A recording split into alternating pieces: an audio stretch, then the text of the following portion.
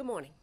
So it is September 5th, and we're going to talk a little bit about hummingbirds.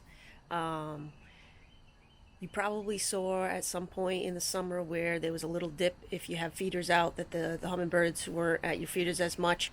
That is because in the midsummer when the hummingbirds have young, they tend to try to feed them with more protein rich diet, so they go for bugs more than they go for plants and the food in your hummingbird feeder.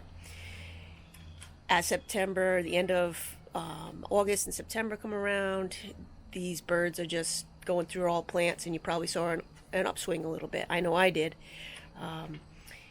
The males tend to fly south before the females, so I definitely saw a ton of female looking birds at the feeder. When I say males, I mean adult males, not young juvenile males.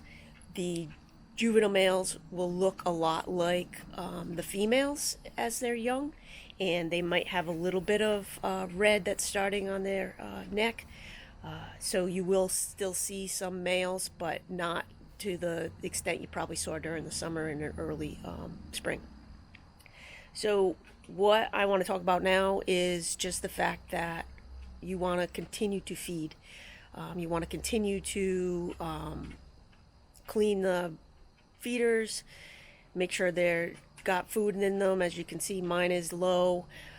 Right now I tend to just do probably 2 cups, and I will make maybe a little bit of a sweeter mixture for them, just to get them ready to go down south and make the big trip that they're going to make, across an ocean, really. So that's pretty cool. So yeah, keep your feeders clean still. I'd keep them out till at least October.